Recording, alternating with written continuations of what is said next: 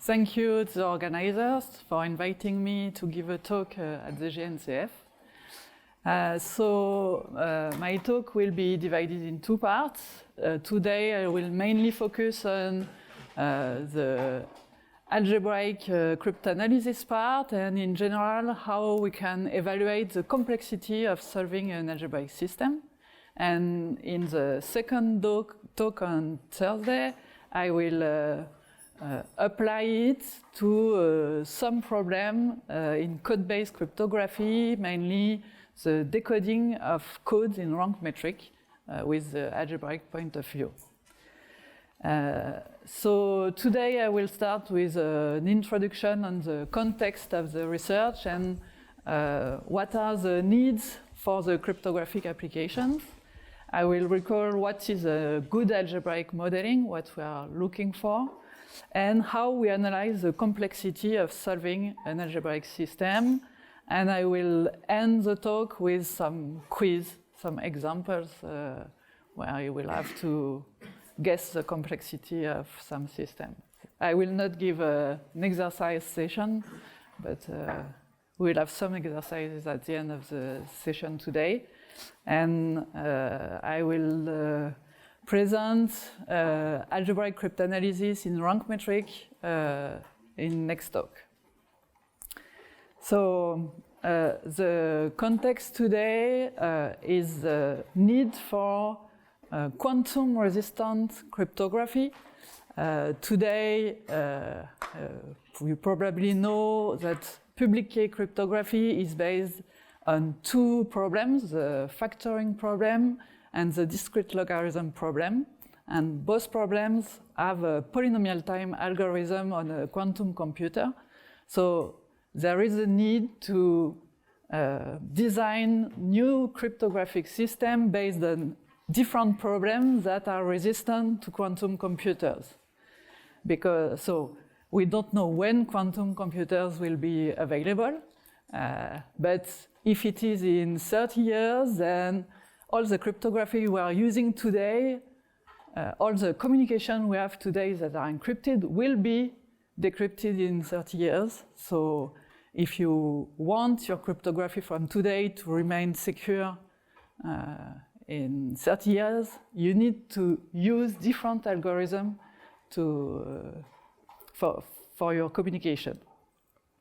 So the National Institute for Standards and Technology, the American Institute, the NIST, started in 2017 a standardization process where they call for encryption scheme and signature scheme based on problems that are resistant, that are believed to be resistant to quantum computers.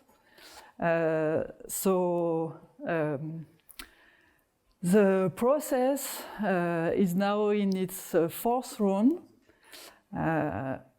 It's like 6-7 years of the process, and in 2022, the NIST selected some algorithm, one encryption scheme based on lattices, two signature schemes based also on lattices, and one signature scheme based on symmetric cryptography, an hash-based function.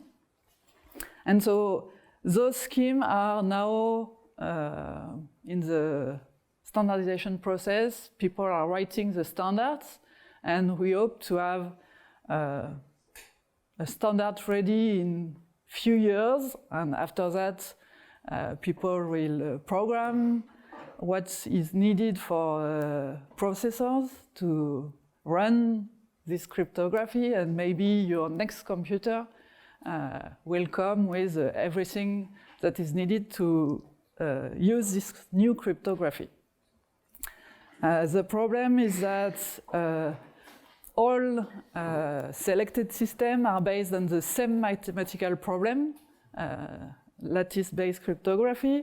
So in case there is an attack on lattice-based cryptography, we want to design other schemes that are based on different problems to have the choice and to don't have to start again all this process just to select another mathematical problem. For now, there are 3 encryption schemes in the 4th round that are all based on code-based cryptography, and they are waiting for selection. So people are still studying them, and I think the NIST has a lot to do with the standardization process. So maybe in 1 year we will have another standard based on coding theory.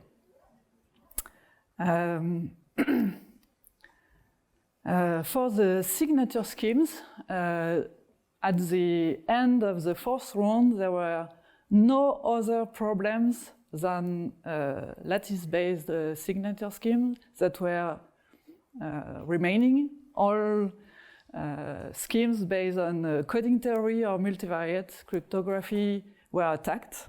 So the NIST started another call for digital signatures that started last year to start again, because people worked a lot on the scheme proposed in the first call, and we understood a lot of things, so they started again the process with new schemes. So there are at the moment 40 submissions.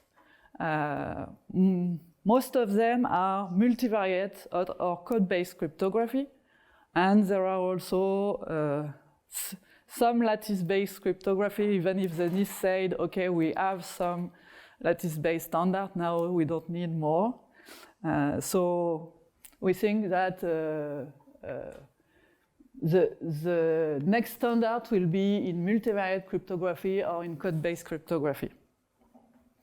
And algebraic cryptanalysis is at the core of the evaluation of the security of such scheme. It's really natural for multivariate cryptography, but it's also quite natural in code-based cryptography. So it's very important to be able to be very precise in the evaluation of the complexity of these algebraic attacks. So if you have questions during my talk, please interrupt me and ask the question. So I will now present what is an algebraic modeling. It's just a polynomial system. So you write several polynomial equations in several variables with various degree. And you want to solve the system, that is, find all the solutions or the points such that all your polynomial evaluate to 0 on this point. And be careful when we are dealing with polynomial system.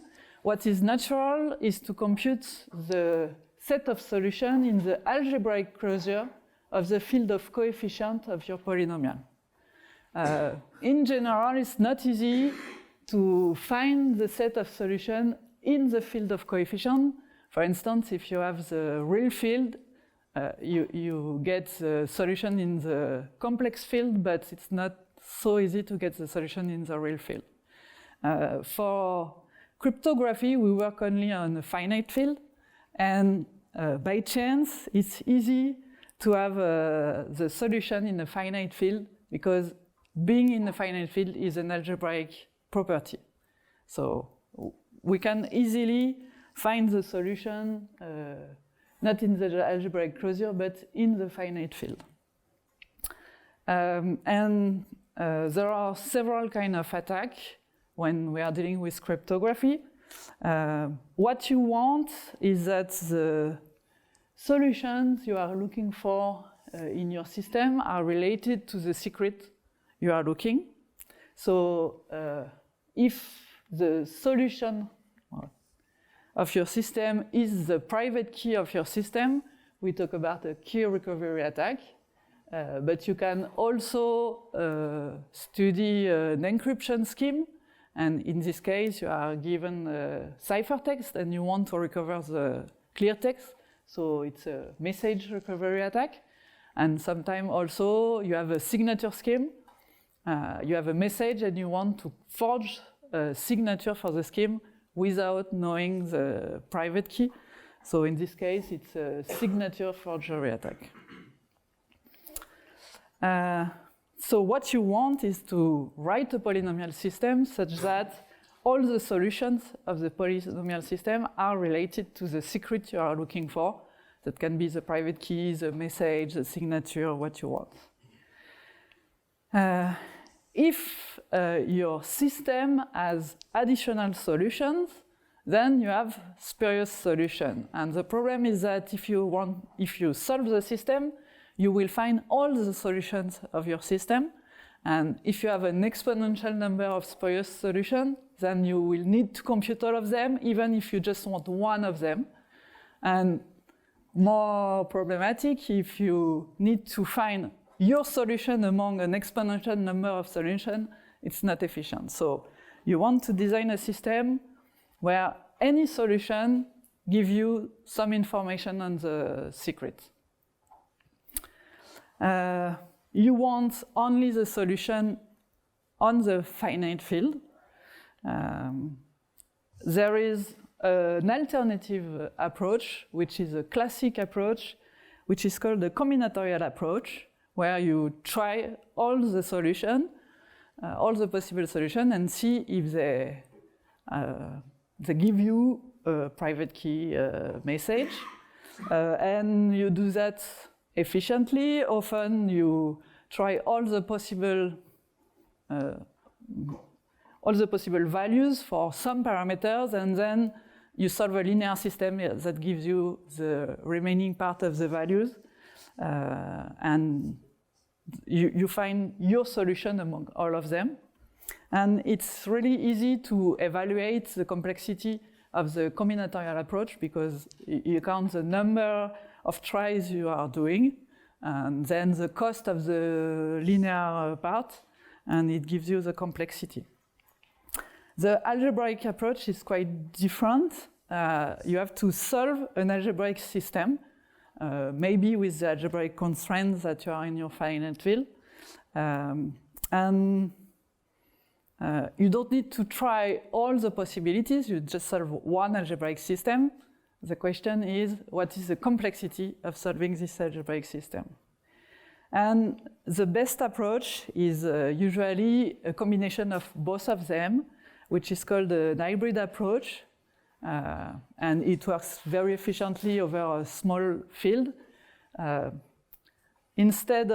So you try all possibilities for a few parts of the variables, and then you solve the remaining algebraic system. So if you specialize a lot of variables, then you are back to the combinatorial approach.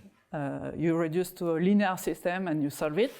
And if you specialize less variables, then you reduce to a polynomial system and you have to solve it. And the cost of the hybrid approach is the cost of the exhaustive search part times the cost of solving one system. If your field is a large prime field, which happen in some cases, then it's not obvious what you can do, because if the field is very large, you cannot add the algebraic constraint. In this case, there are two cases. The first case is your algebraic constraints are already in your system. By this I mean the set of solutions in the algebraic closure is exactly the set of solutions in the field. You don't need to add the field equations, they are already in your IDL. In this case, you have no problem and you can deal with any size of field. In the other case, you need to compute all the solutions in the algebraic closure and then intersect the set of solutions with the one in the finite field you want, and it's harder. For cryptographic application, we always want to design a system with a finite number of solutions. It may happen that you have like an infinite number of solutions of your system, but all of the solutions match to your problem. In this case, you don't want to compute all the solutions. You just need one to have a private key. So you can take at random the value of one variable and then solve the remaining system that will be zero-dimensional. So this is not a problem. This is easier for you. So we always want a system with a finite number of solutions. And if we have several solutions, we can do the hybrid approach. And the cost of trying all the possible values for one variable will be divided by the number of solutions you have in your system. So it's always better, and you reduce to a system that has no solution if your specialization was not the good one, or just one solution if you selected the good specialization. So you often reduce to a system that has 0 or 1 solution.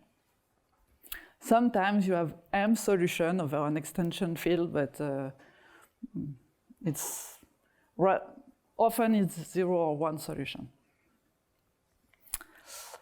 To give you an example of multivariate public key cryptography, for multivariate public key cryptography, the public key is a polynomial system over a finite field. As the public key is your polynomial system, you need to publish your public key, and the size of the public key will be the size of the system. So you want a small field to reduce the size of the public key, and also it's preferable to have a small degree polynomial because the degree gives you the number of monomials you will have in your system. So the smaller it is, the smaller is your public key. And for example, if you want to sign a message,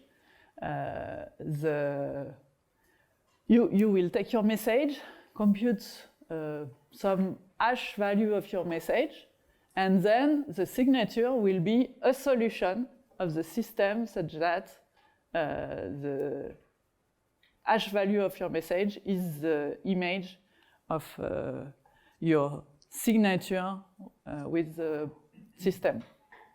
And the secret key is a trapdoor that allows you to solve the system efficiently. It's called the hash-inside paradigm. You can also do that with encryption. So if you encrypt a message, then your message is the values of x, and to encrypt it's easy. You take your polynomial and you evaluate on your message, and then you send the evaluation of the polynomial. And if you want to decrypt, you need to solve the system. Okay. Yes? There's something implicit in what you said about the degree of the advice that you want them to be 2. Yes. So do you mean that there's a clear weakness, in using high degree but sparse advice? People tried that. So when you increase the degree, you really increase the size of the public key. And the problem is, if you have, the question is, can you design a system with a trapdoor that is sparse, but that is still hard to solve? Because a natural attack is just to solve the system. And when you solve the system, so if a sparse system is easier to solve than a non-sparse system, you have no gain. So yeah, all the point is to design some system.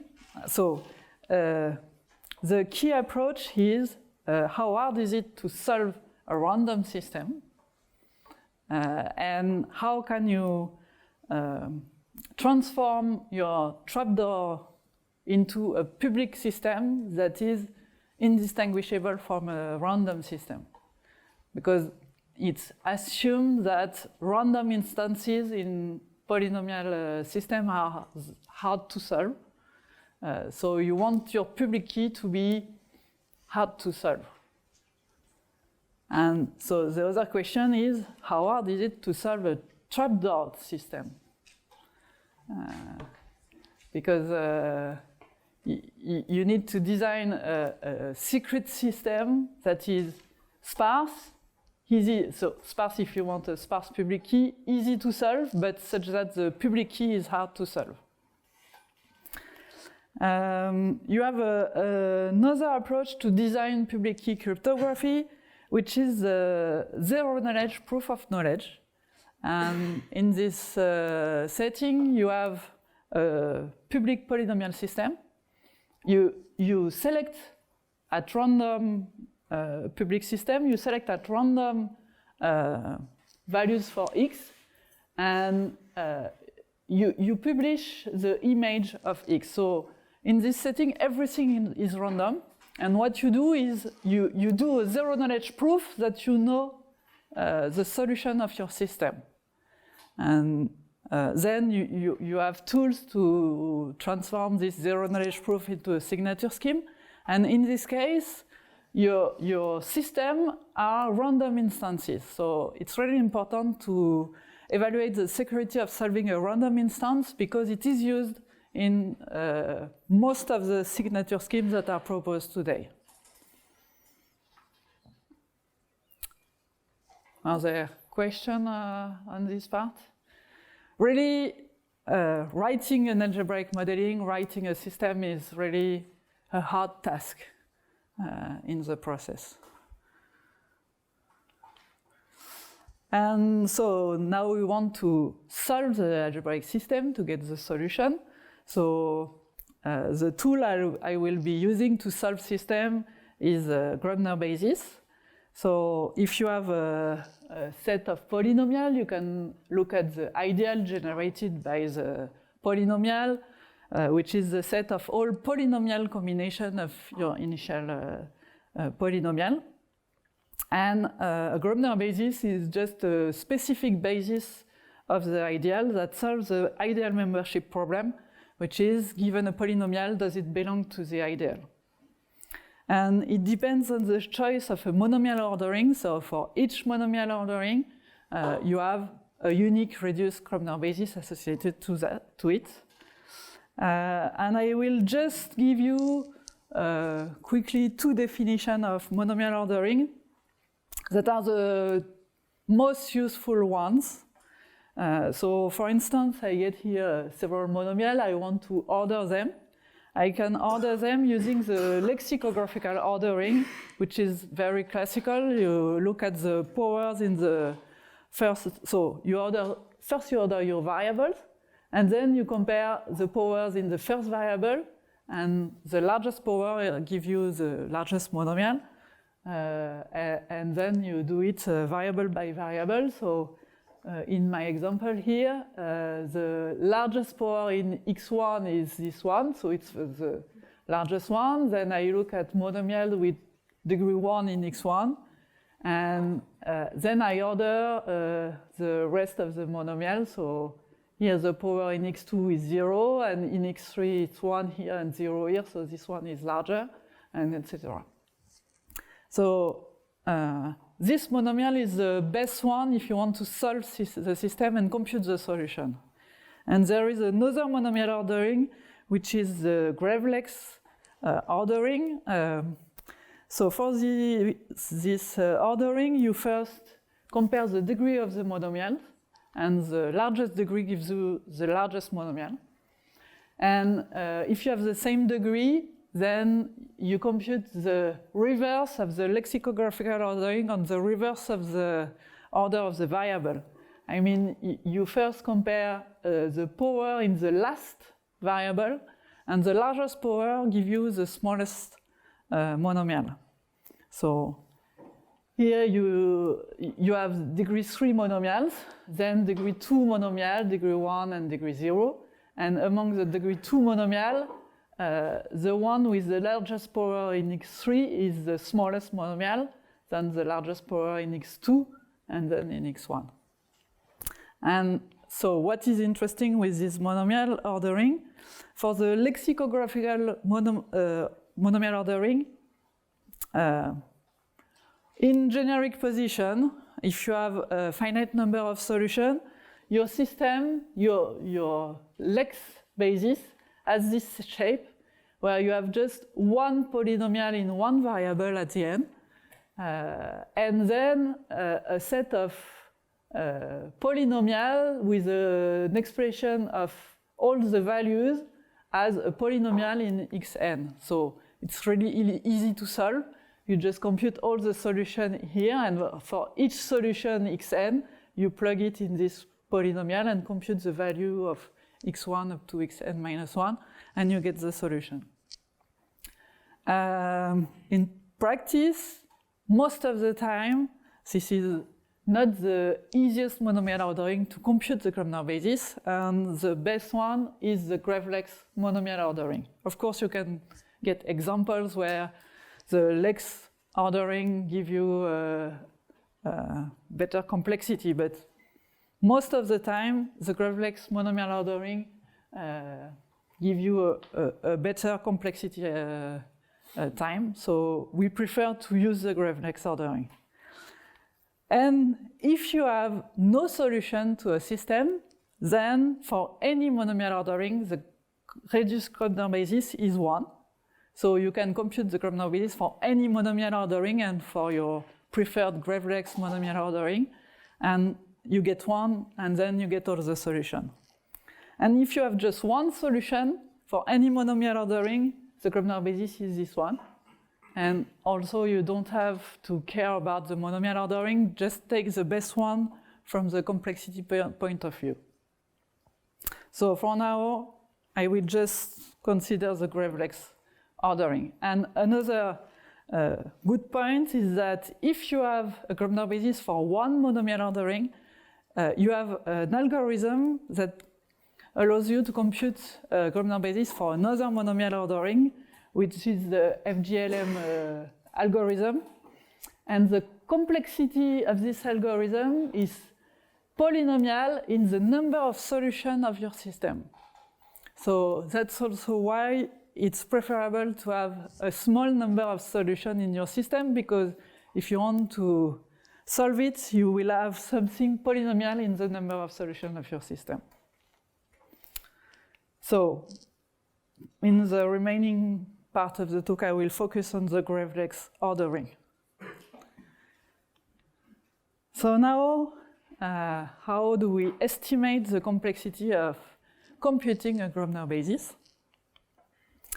I told you if you have a Grobner basis, you can solve the ideal membership problem, which is an X-space complete problem, so it's hard. And even if you are looking for the solution of a finite field, the problem is NP complete.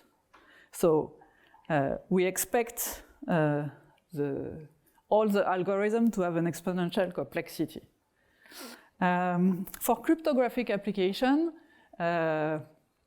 what we want is precise estimates for concrete parameters. And so we have several security levels here, and like 10 bits of difference in the security evaluation is important. So to design a crypto system, we select parameters. The parameters have an impact on the size of the public key, on the size of the signature, and you want to select them as small as possible. So you want to take the smallest parameters for a given security level. And if your security estimates are too high, then your public key will be larger, and you don't want that. You want to reduce the communication cost. So you want to be as precise as possible for given parameters on the security level. Of course, asymptotic estimates are also appreciated, because we want to understand how the parameters will scale when you want to increase the security level. but for concrete parameters, we want exact estimates. And we also take the best algorithm among all the algorithms we have. We have combinatorial attacks, algebraic attacks, hybrid attacks, and to solve a system, we want not to evaluate the security of a generic algorithm to solve the system, but the best algorithm for my system I'm considering.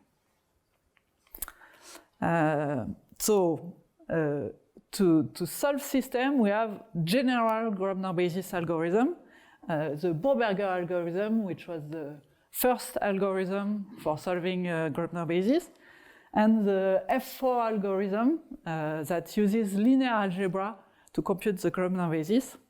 And both algorithms, you give a polynomial system as input, and then you get the Grobner basis.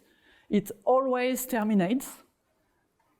The time may be exponential, but if you have time, then you get the Grobner basis, and whatever the entry is, you get the Grobner basis. And you have another class of system that are algorithms that terminates in a predictable time. The algorithm do computation in the ideal. At the end, you get the basis of the ideal, but you are not sure to have a Grobner basis of the system. If you have a strange system as input, you don't get the Grobner basis. But if you take a system in the class of system you are studying, then your algorithm will give you a Grobner basis of your system and will be faster than a generic Grobner basis algorithm that will deal with all possibilities. And for your you can design a specific algorithm by forgetting part of the computation, because you know that for your class of system, this will give you 0 or this will give you nothing. And for cryptographic application, you can do that, and you get an algorithm that has a better complexity time. So we want to design for a specific application a Grobner basis algorithm that is more efficient than generic ones. So how do we compute a Grobner basis? We use linear algebra. And in particular, we use Macaulay matrices that are matrices that are related to a system of polynomial equations. So you take your polynomial system and you compute this matrix that is related to a degree d. The rows of the matrix are correspond to all the monomials of some degree time the initial polynomial, such that the total degree is d of this monomial. So you are computing all the monomials in your ideal that have degree d. And a row, so in the column, you put all the possible monomials of degree d, and you order the monomial according to your monomial ordering. And in some row and column, you have the coefficient of the polynomial corresponding to the row in the corresponding column. So to give you an example, I take a polynomial system of 3 equations in 3 unknowns. What do you know about polynomials like that? Do they have a solution? How many solutions?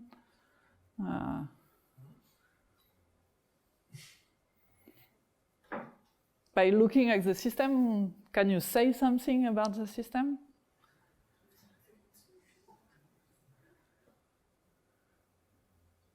Do you have at least one solution? Yeah, what is the clear solution? 0, okay? It's an homogeneous system. usually, when you have 3 equations, 3 variables, you have a finite number of solutions. And here the degree is 2, so you expect to have like 8 solutions. And the solution will be 0. If the system is random, you expect to have just 0 as a solution with multiplicity 8. So let's see our system. So we start by computing the Magali matrix in degree 2. So you put all the polynomial you have in degree 2 and all the monomial of degree 2, and then the coefficient of the first polynomial in x1 square is here, the second coefficient is here, etc. And if you compute an echelon form of this matrix, then you get a basis of the vector space generated by the polynomial in degree 2. So you just do an echelon form, and you get this basis. And okay,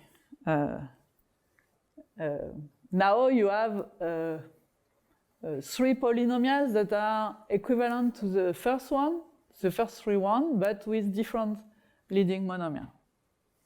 And this polynomial will belong to your Grobner basis at the end.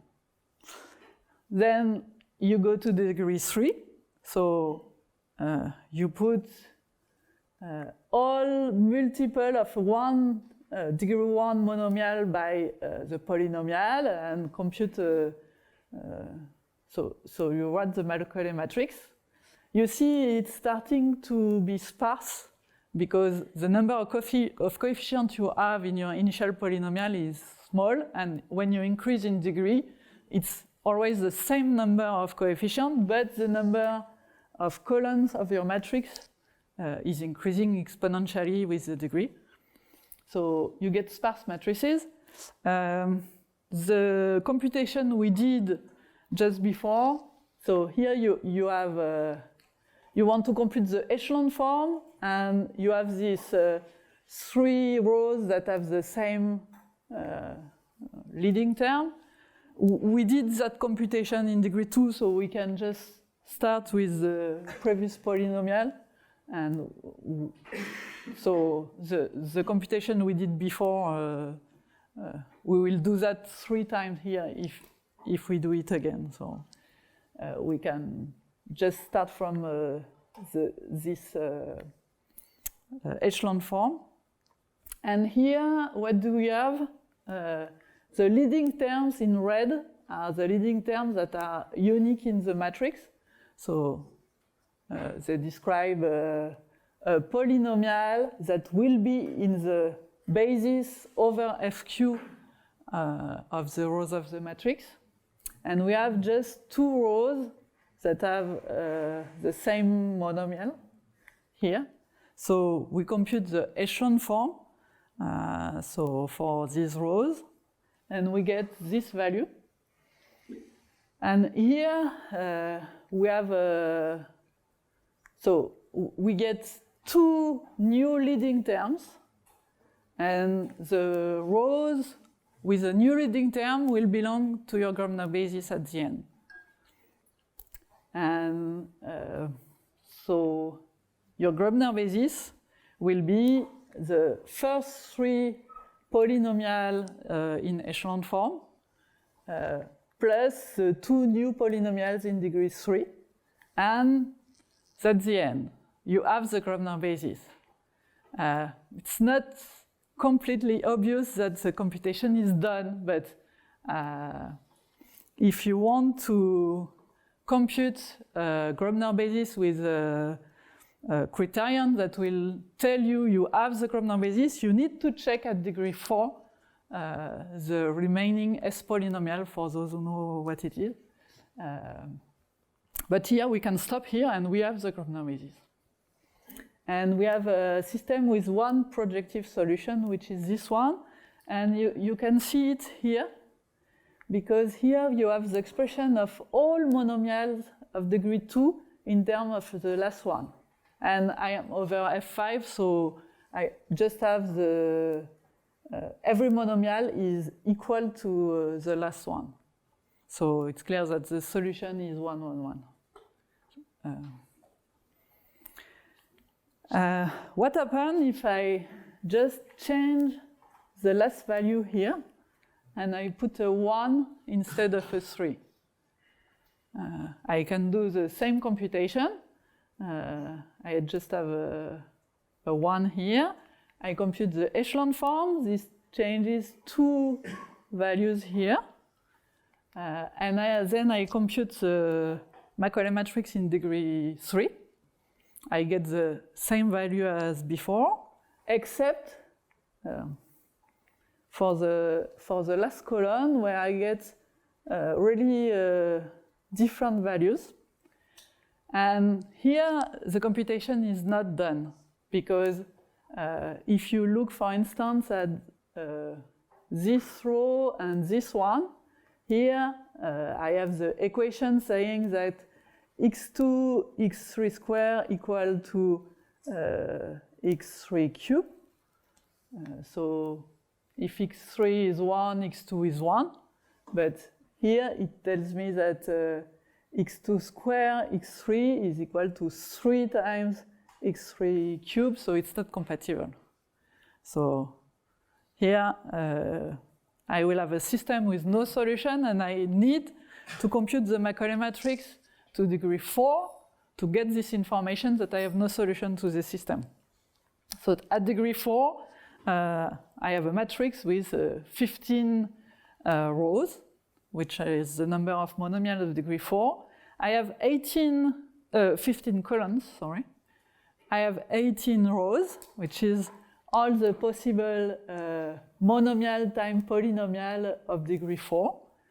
And it's clear that the rank cannot be larger than 15, which is the number of columns. So I have clearly relations between the rows of the matrix. For this example, the row is exactly 15, and 3 rows reduce to 0, those 3. And I get 1 new polynomial, which is the row corresponding to this one. And then I get my Grosvenor basis, the 3 polynomials in degree 2, the 2 new polynomials in degree 3, and the last polynomial in degree 4. Okay? And for the first system with just one different coefficient, in fact, the matrix in degree 4 had rank only 14 instead of 15. And all the 4 rows reduced to 0. That's why I didn't need to compute the Macaulay matrix in degree 4 to get the Grosvenor basis. Because in this particular case, there is no new polynomial at degree 4. Okay. Just to give you something particular we can do. Yes? Sorry, I have just a question on this example. I don't know if it's related to what we seen yesterday, but I was curious. You presented 2 cases where you just changed one coefficient, and you see that the solutions are not the same at all. Yeah. I was wondering if you consider this coefficient as a parameter, and you try to mimic what was presented yesterday. You know, you had this system with a parameter, and when you fix the parameter, you're interested in the number of solutions. Do you think this would be like, for example, we could try to spot the value of the parameter which leads to...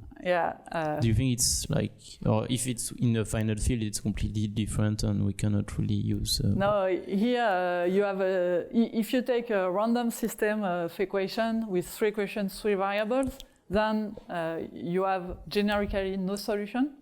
Yes. But if you force the system to have a solution, and forcing the system to have a solution is just evaluating on the solution, so it just changes the last. So essentially the non-random systems will never be able to spot them before studying them.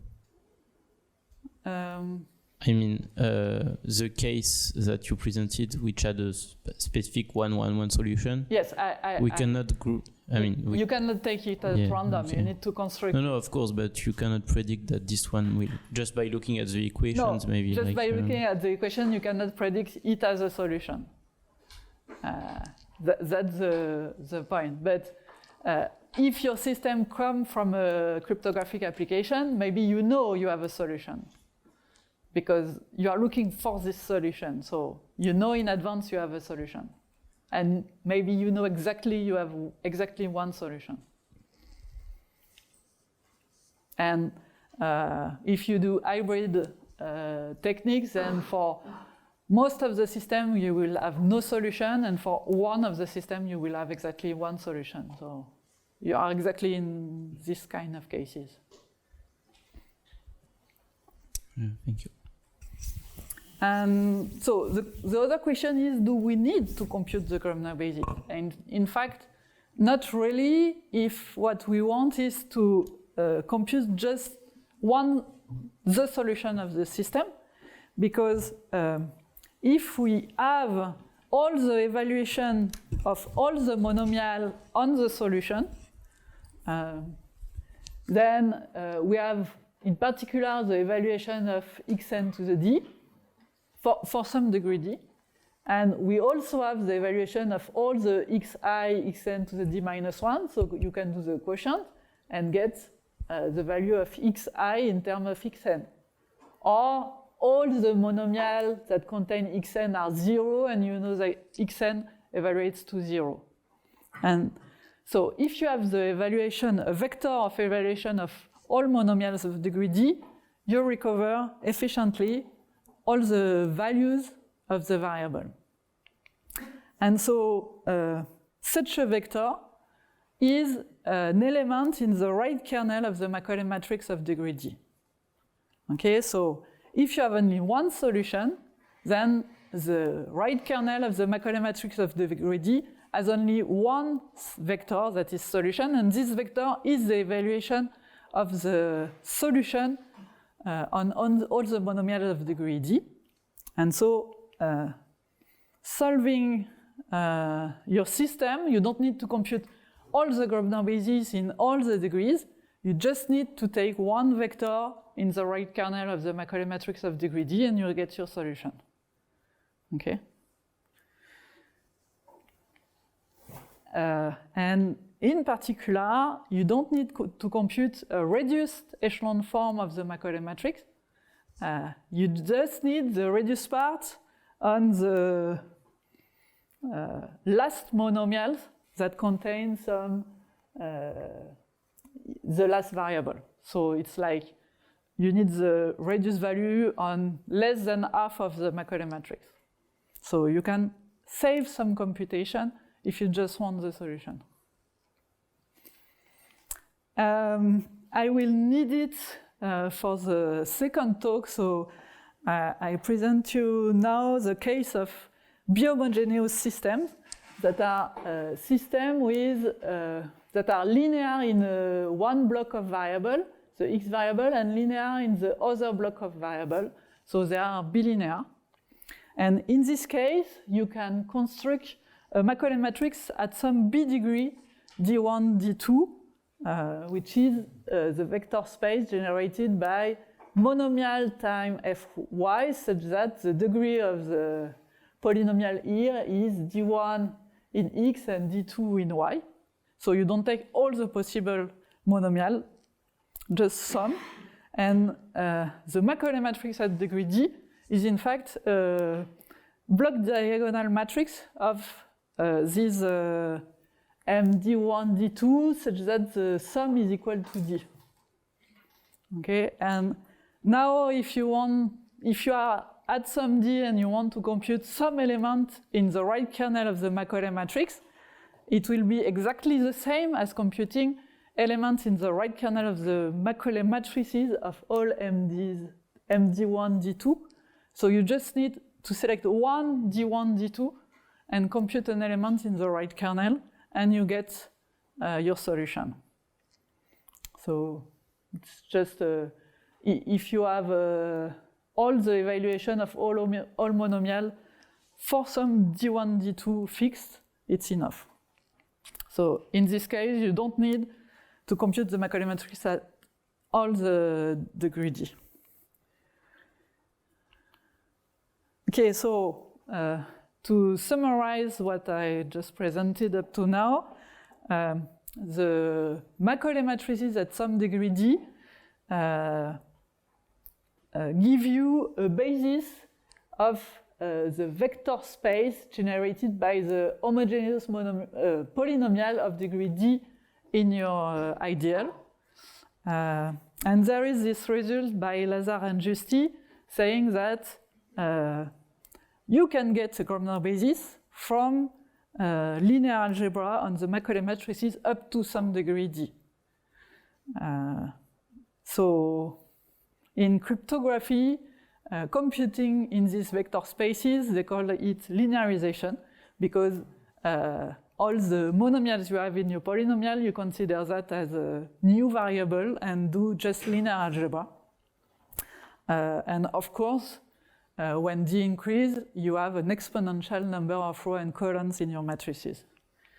And if you want to estimate the complexity of a Grobner basis, what you just need to do is to estimate this maximal degree D and estimate the cost of the linear algebra to compute the echelon form, and you get an upper bound on the complexity of computing a Grobner basis. So what is the cost of linear algebra? If you have a matrix with n rows, mon columns, and a rank Rk, the complexity is the number of rows times the number of columns times the rank to the omega minus 2. And omega is the complexity of linear algebra that was shown yesterday by Vincent. And so you have several algorithms. The best one that is used in practice is the Strassen algorithm that has a coefficient 2.81 and a constant coefficient which is like something like 4, depends on the algorithm. And so what is important, what we need in cryptography rather than asymptotic estimates is precise values. So we care about this coefficient here. So it's important to have a result coming from computer algebra with precise parameters and precise coefficient. We can also use probabilistic Wiedemann algorithm that will give you probabilistically an element in the right kernel of a matrix. And this is exactly what we want to get the solution. And in this case, the complexity will be number of rows times number of columns times the number of non-zero elements per row, because we do product by we multiply the Macaulay matrix by some vector, and the number of operations is proportional to the number of non-zero coefficients per row. And for Macaulay matrices, you saw that the number of non-zero coefficients in each row is the number of coefficients in your initial polynomial, so the matrices are very sparse. And it remains constant when these are increasing. So we use this kind of linear algebra cost, and if we can improve this cost, then we will improve the analysis on the cryptography part. And you need to remember that these bounds are upper bounds, and it may be that our system coming from cryptography are easier to solve than the hardest cases.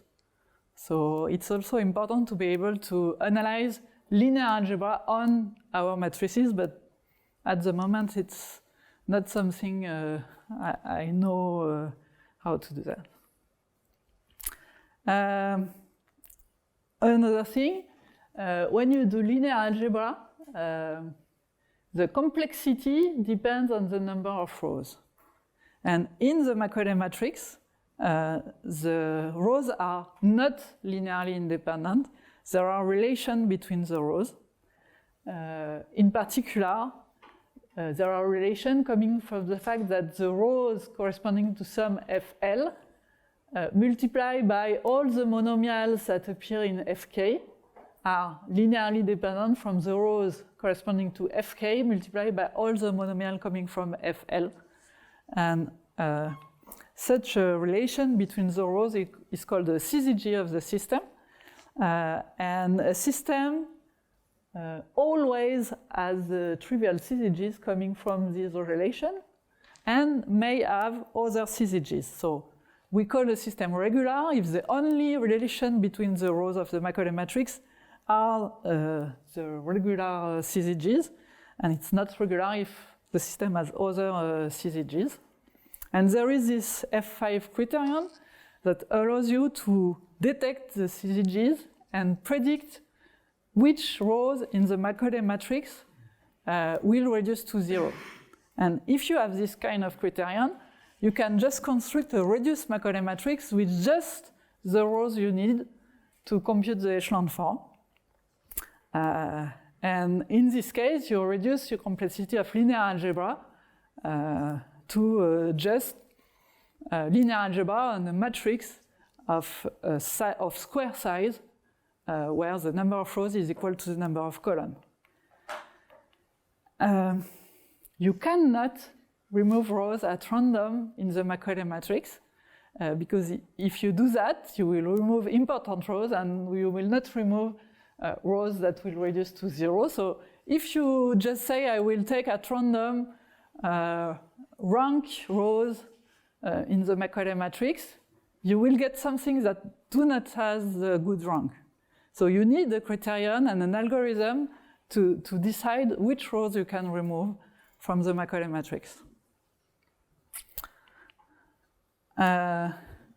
So how do we estimate the maximal degree? We can count the number of trivial CZGs for regular system and estimate theoretically the rank of the matrix.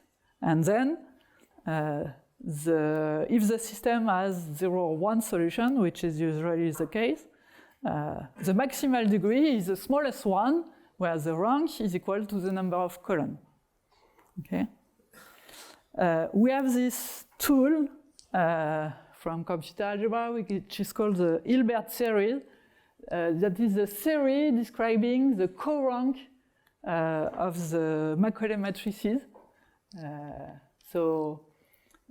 If I take an ideal, I consider the ideal in the algebra of polynomials, which is graded. So it's the sum of homogeneous polynomial of degree d, and my ideal is also graded.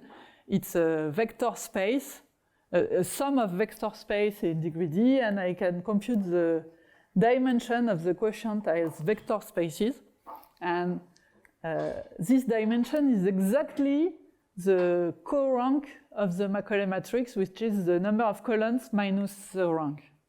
So if I can describe exactly the rank of the Macaulay matrices for all degrees, I can describe the co-rank, and I know the Hilbert series. And then the maximal degree where I need to compute the echelon form of the Macaulay matrix is the degree for which all the dimensions are 0 after this degree. If I have no solution, and if I have one solution, the first degree where all the dimensions are 1. So if I know the Hilbert series, then I know the maximal degrees, and I know the dimension of the Macaulay matrix, then I have an upper bound on the complexity of computing a solution to my system. So we know the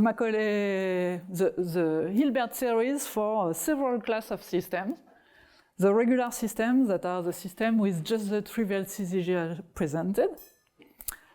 Semi-regular systems, that are systems with more equations than unknowns. If you have more equations than unknowns, at some degree, you will have more rows than columns in the Macaulay matrix, so you have non-trivial CZGs, but if you have no non-trivial CZGs before the maximal degree, then it's called semi-regular system, and you can compute the Hilbert theory and have all these results.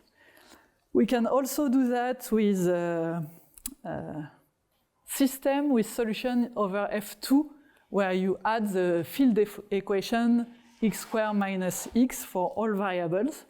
If you do that, you have new relation coming from the Frobenius morphism, and you just need to detect the new relation and compute again everything. We can also do that for bilinear systems, so systems that are linear in one block of variable and linear in the other block of variable. Again, we know exactly the Hilbert series and we have complexity estimates. We also know to do that for determinantal systems that are systems coming from the minors of a matrix, maximal minors of a matrix. So we know how to do that for several classes of systems, and now if you have some instance coming from cryptography, you have two cases. The first case is your system is in one studied class, then you can apply the result, and if it's not, you need to do the analysis for your class of system.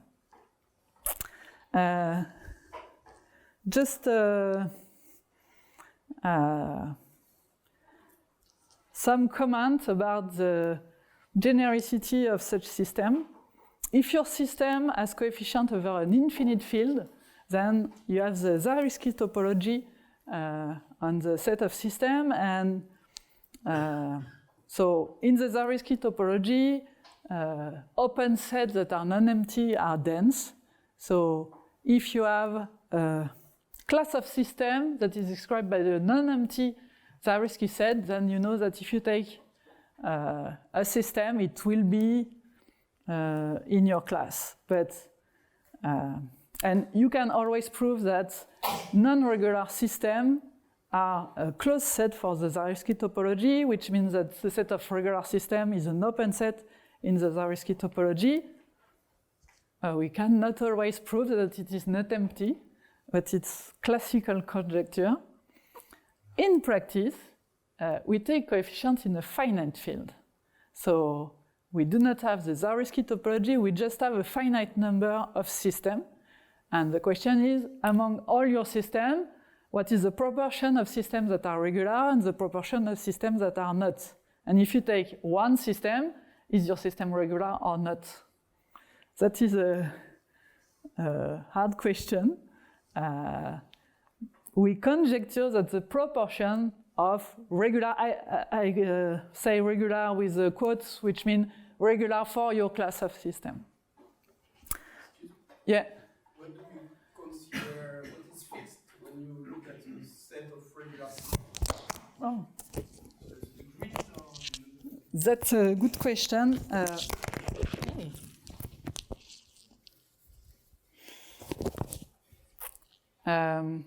Usually you fix the number of polynomials, the number of variables, and the degree of the polynomials. In such a setting, it's a conjecture that the open set of... Yes. The set of regular systems. So for regular with less polynomials than variables, it's proved. But for semi-regular system, it's not proved. For over-determined system, when you have more equations than unknowns, in general, it's just a conjecture. It's not proved. And over a finite field, it's just a proportion. So you need to do a combinatorial count and get the proportion. And there are cases where you have no regular system over a finite field. For instance, there is this result saying that if you consider Boolean semi-regular quadratic system, if you take one polynomial with more than 6 variables, then you can prove there is no semi-regular sequence.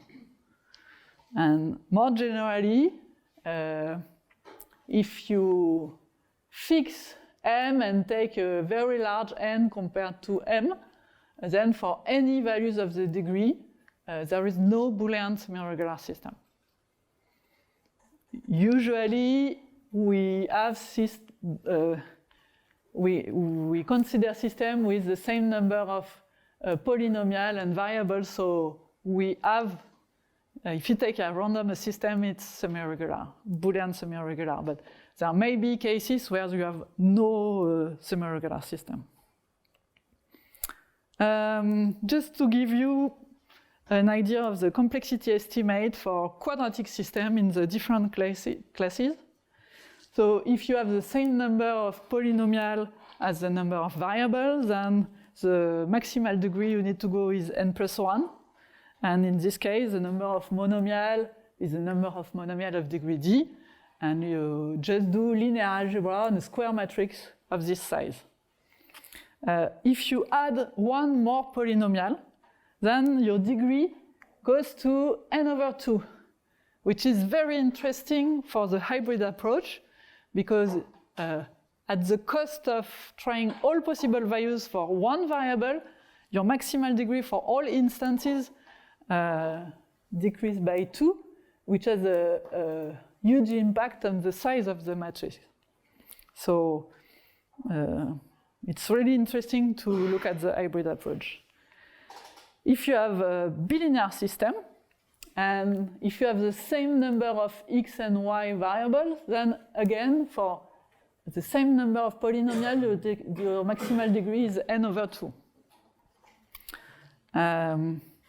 If you have 2n semi-regular equations, your maximal degree is bounding by this value, and you can compare to n equation with the n field equation. And in this case, the maximal degree is larger than this one. Why? Because we have new relation between the rows of the Macaulay matrices coming from the Frobenius morphism.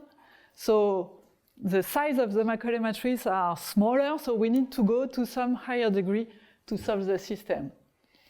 Anyway, it's still interesting because you can compact the Macaulay matrix, because all your field equation, x² minus x, you don't want to put them in the Macaulay matrix. It's just a simple equation. You want to remove a row corresponding to this equation and remove the corresponding column. You remove all the columns with monomials that contain a square.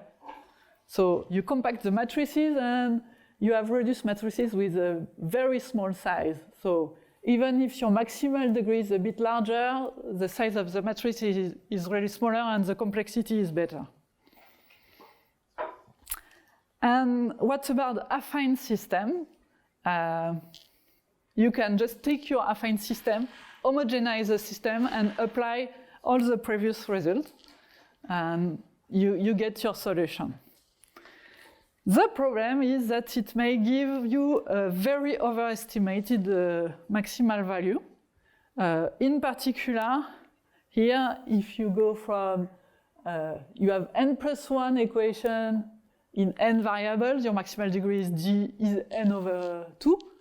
If you homogenize, you get n equation in n variable, your maximal degree is n. So you don't want to do that. But in some cases, you get the same degree when you homogenize a system, so it's the best approach. When you homogenize a system, you don't want to add solution to your ideal, and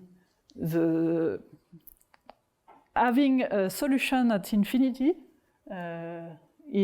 so you have solution if your top ideal, defined by the homogeneous part of highest degree of all your equation, is zero-dimensional. It's a homogeneous system. If it's zero-dimensional, the only solution is 0. And if it's 0, you don't add any solution at infinity. and if your top ideal is not regular, then you will have prediction to 0 in the matrix. And if you cancel the homogeneous part of highest degree in your matrix, then you get degree drop. If you have degree drop, then so you can forget about them and go to the maximal degree and do your computation with the homogeneous part. Of course, what you want to do when you compute a Grosvenor basis and you have degree drop is to use them as soon as possible to reduce the complexity of computing your Grosvenor basis. Usually, it will be easier to compute the Grosvenor basis, but it's harder to estimate the complexity. So when you have degree drops, the only problem is not that it's easier or harder, is that you cannot follow the complexity estimate. So it's not good or bad to have degree drops. It's just you cannot say a priori what will be the complexity. If your top ideal is regular, then the computation with the affine system and the homogeneous system will be exactly the same up to the degree, a maximal degree given by the theory on the top ideal. And after that, so you may need to go to degree +1 to solve the system. That was my previous example. And after that, to end the computation in the affine setting, you may need to do several echelon forms at the same degree. So this is, at the moment, maybe not so hard question, but open question. How many times do you need to do the echelon form at this same degree to get the Grosvenor basis? Maybe you just get a factor D in the complexity. So people in cryptography say it's a small number of times I forget this factor. It's not clear how much time do you need to compute at the same degree. Magali? Yes? Why do you use several echelon forms? I will show you an example after, maybe it will answer the question. And if you have degree drop before, then you need to understand your degree drop, maybe take them into account, design a new system, change the modeling just to understand the complexity. And with degree drops, the complexity can be smaller, it can also be larger. So you cannot say, I have degree drop, it's good, it will be easy. Just to show you the example, it's my previous example. So I just put the system in echelon form, and for the first system it was 2 here, and for the second one it was 4 and 1. So the top system is, so I just replaced x3 by 1. Okay, so my previous system was the homogenized version of this one. So now I have a linear system of 3 equations in 2 unknowns. Okay. The degree, maximal degree for the top part, theoretically is 2.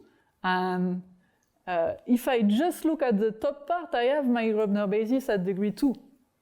Okay? It's enough, but it's not enough to get the solution for the affine system. I need to go to degree 3 because I have relation, I have to do computation in degree 3. And the maximal degree for the homogeneous system is 3 in the first case and 4 in the second case. Okay? And if I compute the Macaulay matrices in degree 3, I get, so it's the same matrices as before, but with x3 replaced by 1. And in this case, I get linear equation. So that's nice. I compute my Macaulay matrix in degree 3. I get linear equation. Is it enough to end the computation? in the first case, yes, I have my solution, x1 equal 1, x2 equal 1.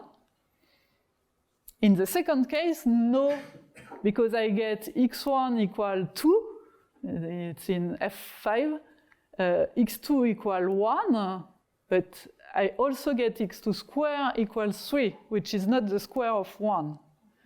So I get, I need to do some more computation to get the information that I have no solution. So I need to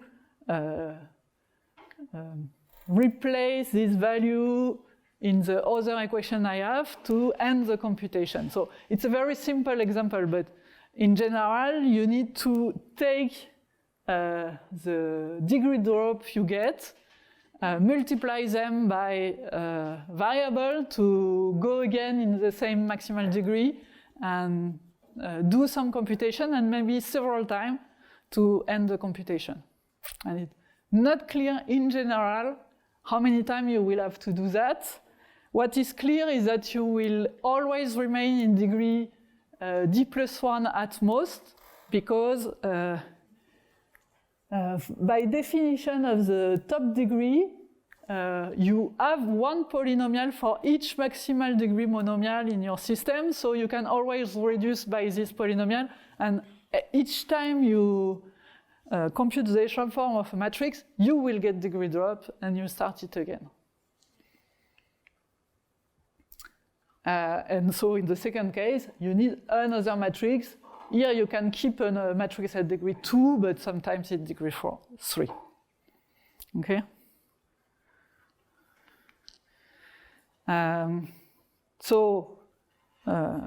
What you need to do if you have a class of system coming from an algebraic modeling, you need to determine the relation you have between the rows of the Macaulay matrix.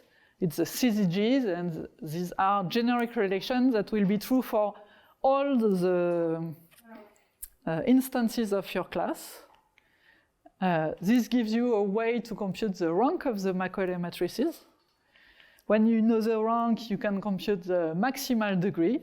And when you have the maximal degree, you have complexity estimates. And so in cryptography, they just say we estimate the maximal degree by just linear algebra on a square matrix with the number of columns in degree D. It's not obvious that it's easy to design a Grobner basis algorithm that would select the good rows to have a compact matrix. But in cryptography, they estimate that someone among you will one day design such an algorithm. So to estimate the upper bound, we don't want to wait that someone finds the algorithm before using the complexity estimate of this algorithm. So the algorithm is not designed, but we already use the complexity estimate of this algorithm because someone one day will design this algorithm. Okay, so do you have questions? Or now I have a quiz for you. Yeah. Yeah. I do have a question, so it's related to this. Shall I wait for my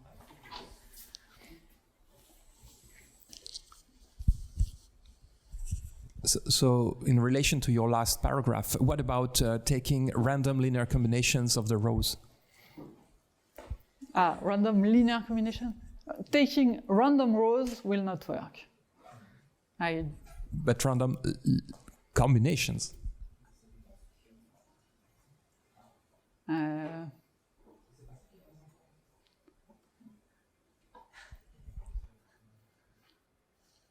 It's not clear it will work. If you can prove it works, it's also okay.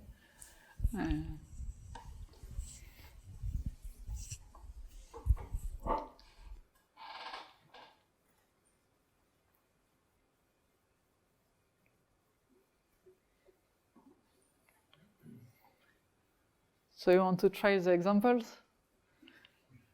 So remember, the important parameters are the number of variables, the number of polynomials, the degree of the polynomial, the expected maximal degree we will go. And of course, it's not sufficient. It depends on if your system is regular or not. Okay, so what can you say about this system?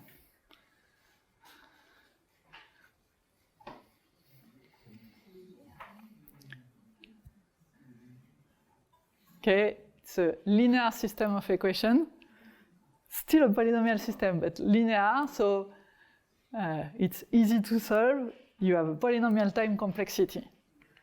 What is the number of solutions of the system? The coefficients are over F3.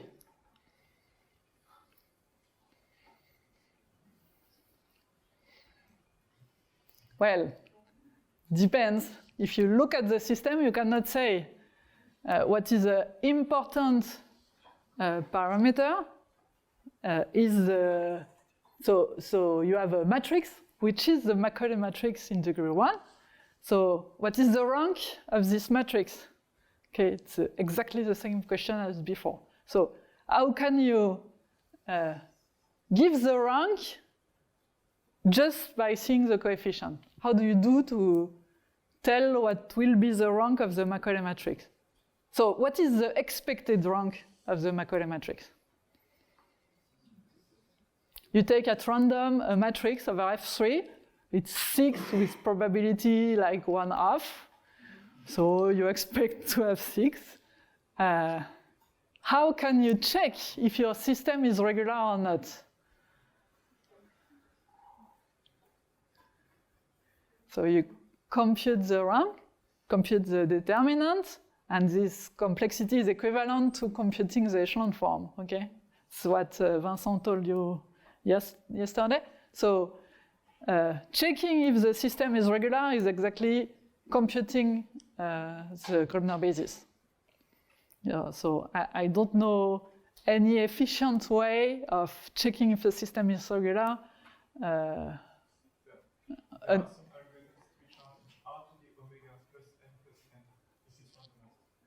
What is R?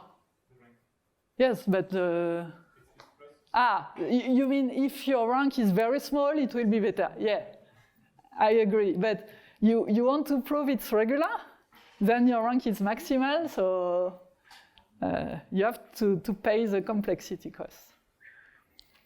Okay, another one.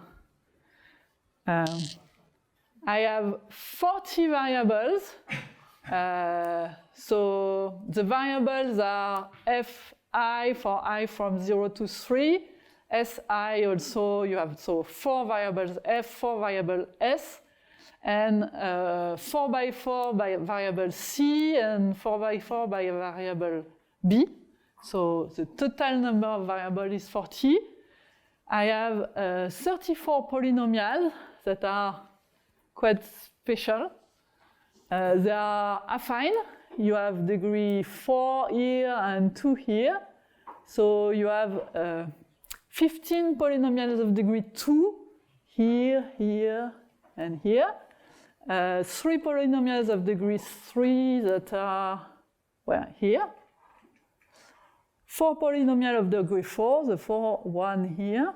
And 12 polynomials of degree 5 that are those 1. What can you say about the system? Do you believe it's easy or do you believe it's hard?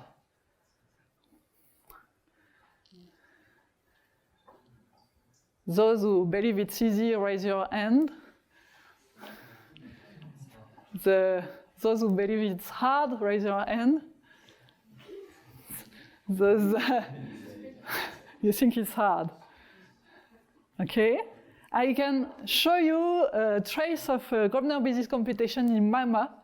So I run the Magma generic Grobner basis algorithm. It's F4. And I forgot to say, if the system is regular, the maximal degree to solve it will be 82. So if I have to compute a matrix up to degree 82, will it be easy or hard? It's hard, but the polynomials have just 2 monomials, and if I do linear algebra, I will always keep 2 monomials. So all the polynomials in the matrix will have 2 coefficients. Okay. This is the degrees of all the steps during the Gröbner basis computation for F4. So you see there are like a lot of degree fall. And does it help to say if it's hard or easy? That's the full computation. Yes. Yes. But easy how? Like few seconds or minutes, hours?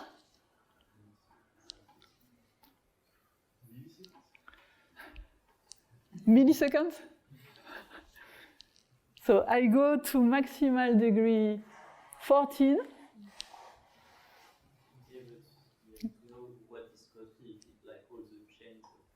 Yeah. So I give you the degree of the polynomial produced in each step.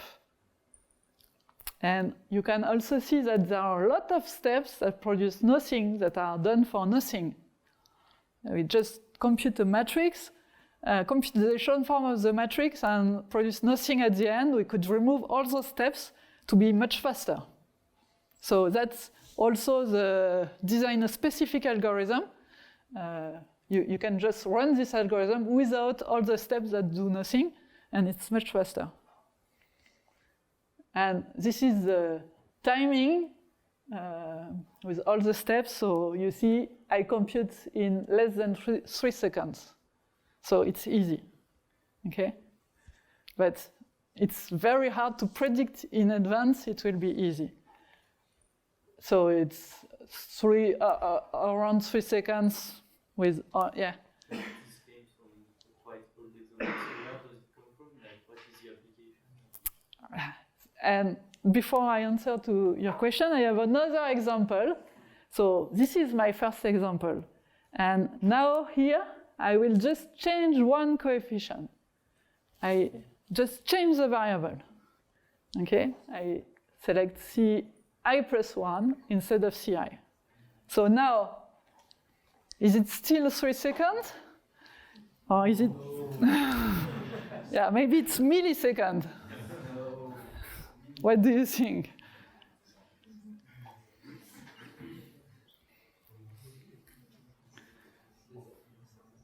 Okay. This one takes around 450 seconds. So compared to the first one, it's much more. And the maximal degree reached during the computation go to 258. So it's much more than the random case, which is 82. So you can, and you have the degrees during the computation. So even up to the end, you have a lot of degree fall, and it's very hard to follow the complexity. And you have the timing. So here it's the first example, and here it's the second example. I just change like 4 variables, okay, in the system. So not really different. If you just look at the system, they are the same, but the complexity is very different. And this is, so where does this example come from? This is the Bayer-Stillman example of a system reaching the double exponential complexity for Gröbner basis computation. So you have a parameter m. You have for m 10m plus 4 equation with these degrees, and you can prove that the Gröbner basis contain polynomial of degree 2 to the 2 to the m. So all polynomial in the Gröbner basis have 2 monomials, but the degree of the monomial can be really large. By the way, you don't need to compute the Gröbner basis to get this polynomial, because you can compute them theoretically. And you look at the Bayer and Stillman paper, you have the polynomial in the paper, so you don't need to compute the Gröbner basis. Maybe the computation is like theoretical.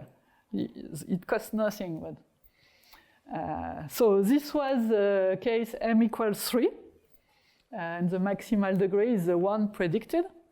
And just to check, I ran the m equals 4 example. So with my easy example, I have this number of steps. It takes 27 seconds, and the maximal degree is still 14. And for the bioestimal example, after 4,000 steps, I had a sec fault in magma. And it's supposed to reach this degree. So maybe it's because of that I had a sec fault in magma. But you can't expect to be able to compute this Grobner basis by a computer algebra system. And maybe a last example.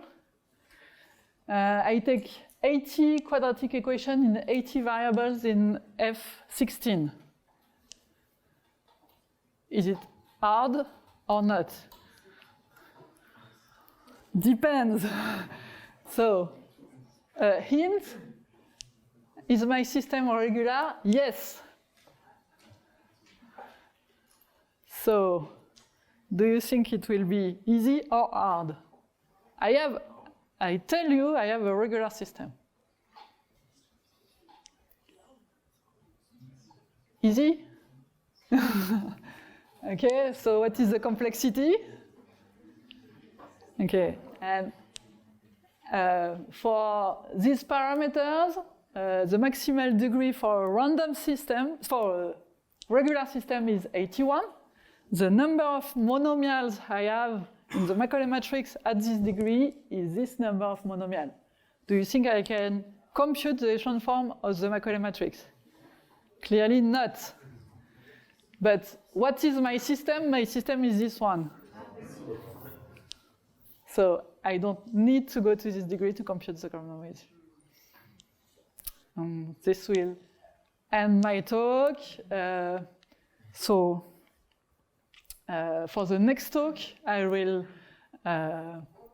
talk about rank metric code-based cryptography. And for the decoding problem in rank metric, I will propose several modeling and try to analyze the complexity of each modeling and estimate the complexity of solving with algebraic approach this problem from code-based cryptography. Thank you for your attention.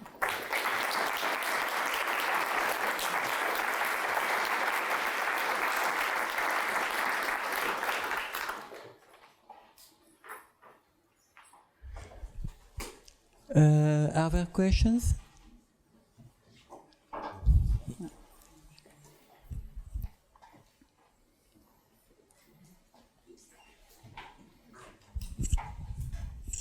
Okay, thank you.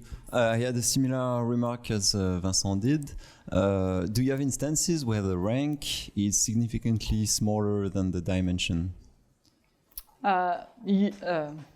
Usually not, because we want to find the unique solution.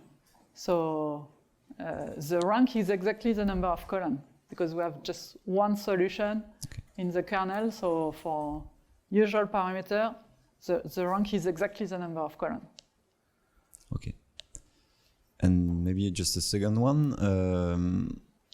Do you take advantage, if you have this incremental process where you increase the degree of increase the number of rows, do you reuse the computation you did in the previous steps? In practice, we do not do that. We just take the last matrix, compute an element in the right kernel, and get the solution. So we don't do the incremental process. We don't care about the entire Grobner basis, just the solution. Right. Thank you. Maybe we could find a way of computing the echelon form just for the maximal degree by doing, because some computation are done several times at the last degree. So maybe it could be better to use previous result or do some smart linear algebra And even if you can gain a factor 2 to the 10, it's very interesting for cryptography. So this is open problem, and these questions are very interesting. I have a last question on the example you showed at the very end. You said that the example was like they found a Grosvenor basis. I mean, we can check that it's a Grosvenor basis like very high degree because like they just probably show it in the paper. Yeah. We can just check. But when you just change the value of the system remains somehow of the same, same shape. Do you think it's feasible to find the Grosvenor basis in this degree and then like for any value and then prove that the Grosvenor basis is still this one? Or if you use the structure of this system, you have a much better bound on the... Have you tried to find a precise bound for... No, because this system, so it's without the +1, it has no interest. So yeah, but by curiosity, like if the degree doesn't increase so much... No, I just checked that for m equals 3 and m equals 4, the maximal degree is the same, it's 14. Maybe it's always the same. I didn't check. I was curious to know if you did check. It's just to show that just by looking at your system, you cannot say it's regular or not, or I can predict the complexity. And in particular, for systems like that, where you have a lot of degree folds, in each degree, you will produce very few polynomials, like one polynomial at each step, or few polynomials at each step, but you need, sometimes you need a large matrix just to produce this polynomial. Estimating the complexity. It's probable that with the shape of the system, you can predict a lot of things that happen during the convolution. Yeah, maybe it's an easy system, and even in this case, they can say, in the paper, they say a lot about the system.